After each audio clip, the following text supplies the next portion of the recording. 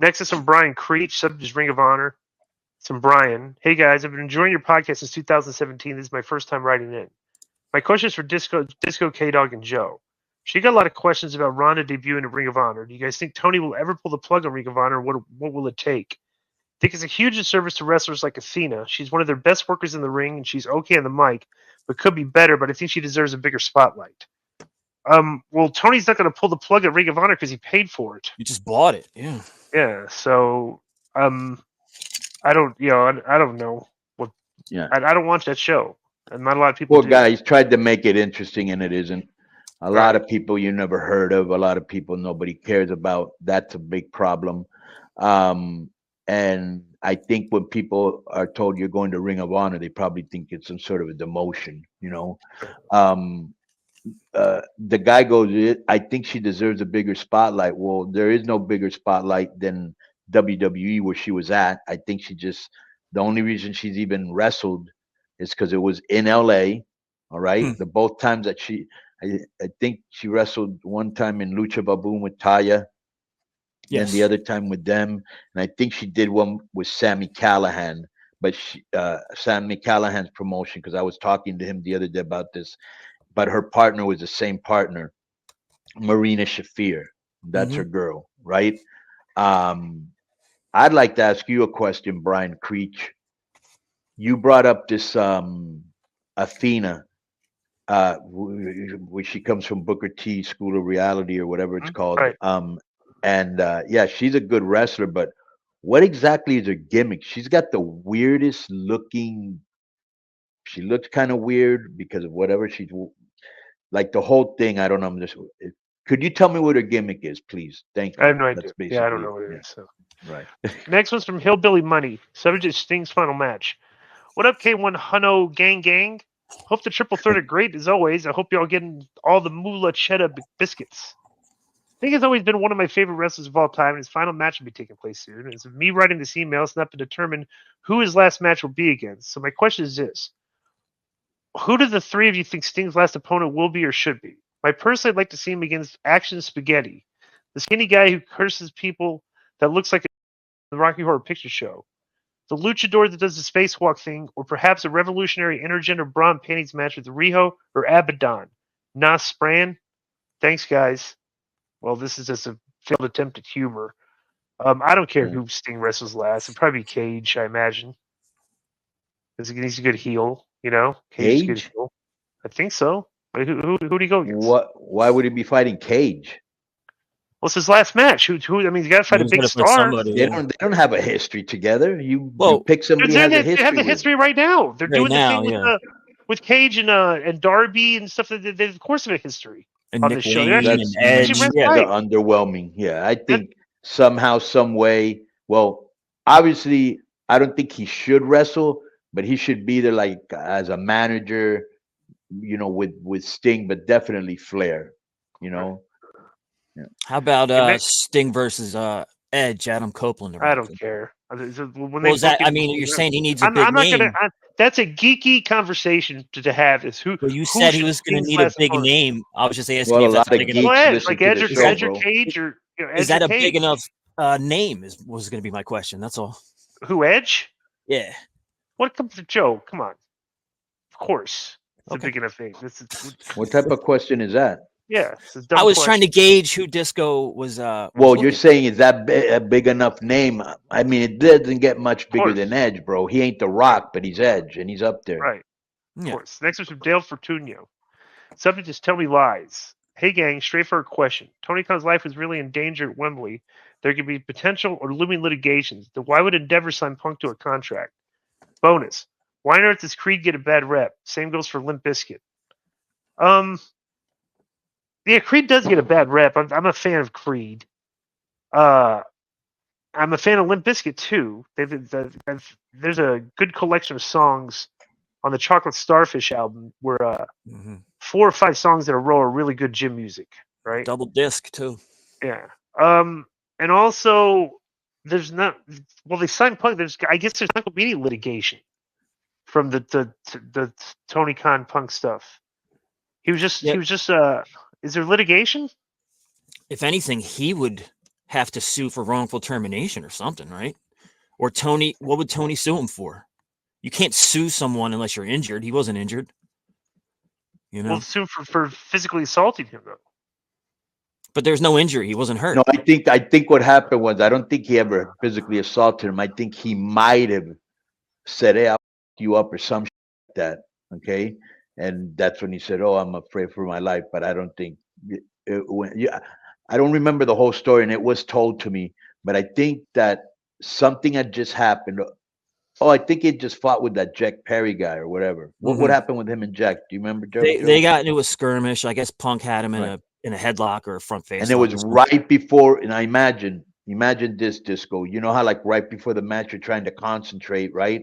Get ready for the match, going over your head, and this guy gets in your face or whatever, you know, and right before you go out, and he probably might have told Tony, "Hey, I'm gonna," whatever he told Tony felt threatened.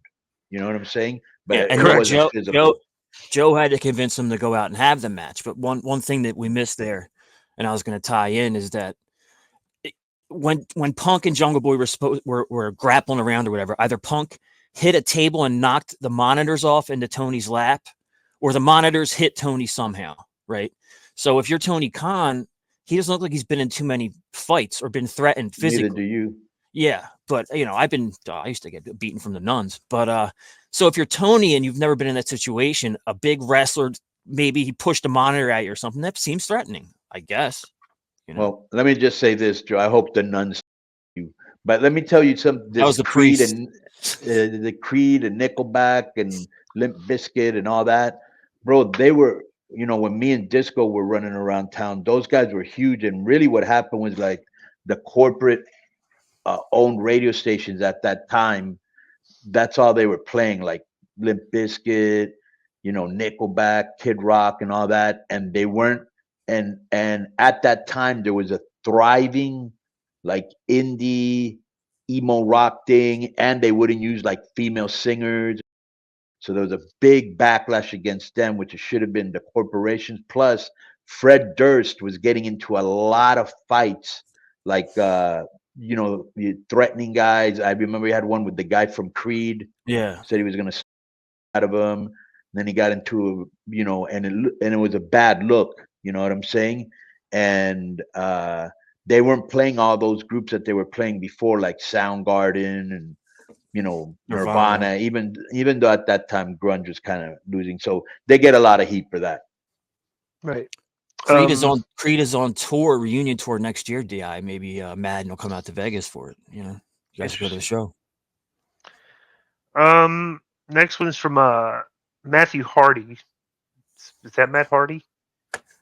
Seth Rollins' reaction to CM Punk's. Hey, Conan and Disco. It's been a while since I came in with a question. I want to get your thoughts on Seth Rollins' reaction to CM Punk's arrival. He hadn't seen it. He was flipping him off, charging forward, dropping a few F-bombs, and went to say on fan footage, "If he's in the back, I'm going to knock him out." Do you think this was a real or a work? A big part of me thinks it's a work because there was really only one guy holding him back, Michael Cole. Appreciate your time. Enjoy the holiday season. That's from Matthew Hardy. I think it's definitely a work. 100%. So they work just to gain interest. So yeah. Next one's from Wilgaby Gonzalez. Let me tell you, can I just say a thing, Disco? That's what I still love about wrestling, because like when you and me were growing up, and I don't know if Joe got any of this, because he's not from our generation, but you and me specifically, a lot of people still thought it was a work. I thought it was a work, kind of. I wasn't sure until I started training. You know what I'm saying? But today, it's been exposed with all these Tough Enough and people talking. Yeah, I did a job for this. Like I put him over. You know what I'm saying? Mm-hmm. And you believe this is real? That shows that wrestling can still get you and done right. So I approve of what Seth Rollins did, because a lot of people weren't sure. Next is CM Punk's first opponent here. Hi, Conan and Disco. This is Will Gabi, Conan Mark, as Disco like to call me. I see people in the wrestling group online saying it should be Seth Rollins, but I disagree. To me, it's pro wrestling, as Russo like to say. Wrestling, to me, needs to bring some reality into it. I think CM Punk's first opponent should be Cody Rhodes. Cody was once cool with the Elite. Not only that, in his recent documentary produced by WWE, he put over the Young Bucks on it.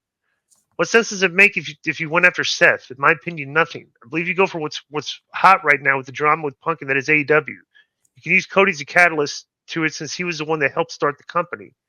Cody didn't do what he did. That company would never have existed. So what do you guys think? Should WWE make Cody Rhodes CM Punk's first opponent? P.S. No, Disco, I told Joe that he should frame that $100 up at the Phillies scoreboard beating your Braves in the playoffs. Does that have heat with you? Nothing? Yeah, it does. Let's suspend him for a week.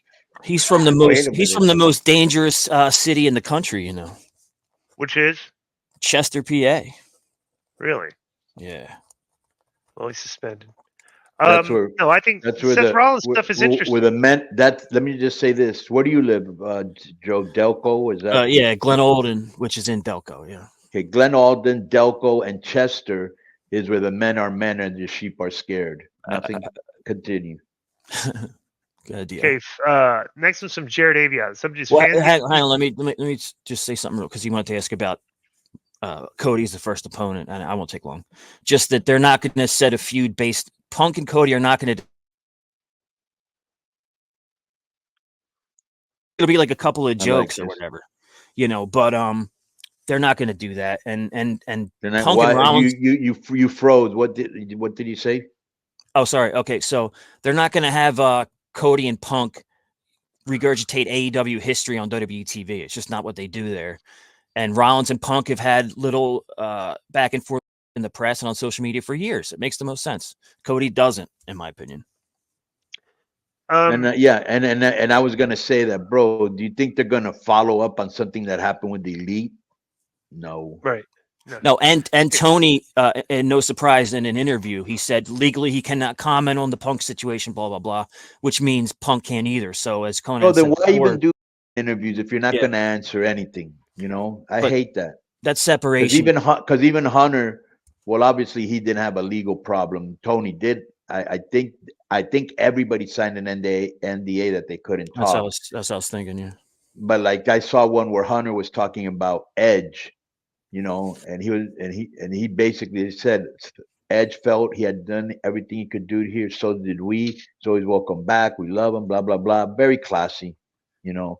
But it's very rare that Hunter goes, "Oh, I can't discuss this or I can't discuss that," because interviews are for you to discuss. If you're not ready to discuss it or you haven't gone over with your team, how do we answer this? And why even do one? Next from Jared Aviat. Subject's fans getting too deep. CM Punk is a locker room cancer. Hey, K100 fam. Hope all is well. Just want to touch on Punky Brewster himself, a.k.a. Chicago-made Punk, returning to WWE after almost 10 years away at Survivor Series. The response I got from friends and family member regarding Punk's return is basically along the lines of, well, I hope the guy behaves himself now, or I hope he does not cause issues backstage. These are from WWE fans. However, I don't quite understand these sentiments, and I question them to these people. Are people forgetting Richie Rich Khan, the Cucamonga Kids, George the Jungle Boy, and other people's roles in that was Punk's last year at AEW? Do you think Punk will get a bad rep from many fans who see him as a locker room cancer? Or do you think that he's coming back to WWE to change the minds of people who think of him as such? Is Punk unfairly looked at by certain fans? I don't, unfairly? I no, because he did what he did. He buried Tony in that press. I mean, he's done things you can be critical of.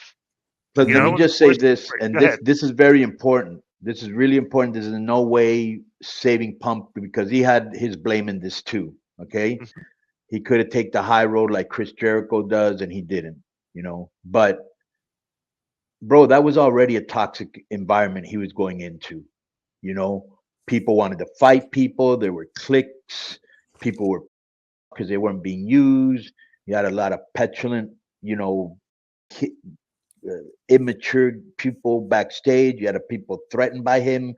And it was already a toxic environment that he was in. Yeah. All right. Next one's from oh wait, hang on, wrong one. Kilikalski. And let me just say this. And so a lot of people may say, well, our dressing room's really good right now. Okay, it could be really good right now. Good, it should be. But it wasn't before because I was there. And I was right when I made statements and then they happened. Yeah. Right. Yeah. Next time, Kilikalski. Somebody's WWE lets their talent do the show to so question. Hey guys, which company's supposed to be the progressive one? Which company bragged about we're not going to tell the talent what to do, what to say, or who to talk to? Just really struggling with the whole WWE is prison, but AEW's the land of the free narrative. When I hear the talent of one company chopping up with Conan, and wow, even the evil Disco Inferno, and another is being muzzled and not even allowed to do interviews with anyone who isn't handpicked and suck. Funny how the snowflakes that always ends up being the case. Weird. That's interesting. Well, doesn't that go back to what I just said a couple of letters ago that, when Tony went into his rose-colored glasses and this is going to be great, I'm going to have a fun time, and then you're going to be progressive, and then he gets in there and he finds out it's very Right. different. You got to feed. You're a slave to the networks. You're a slave to advertisers. You're a slave to sponsor. There are certain things you don't want, you can't do. He's learning on the job. There's no way you learn this in 4 years, bro. No way. And the non-answers in interviews and the fact that I don't know what other shows these guys aren't allowed to go on, but our listeners know that we can't really have AEW talent on except maybe Jericho. So that is bad for the overall rep of Tony and the company. It's not as fan friendly as it appeared to be at the beginning.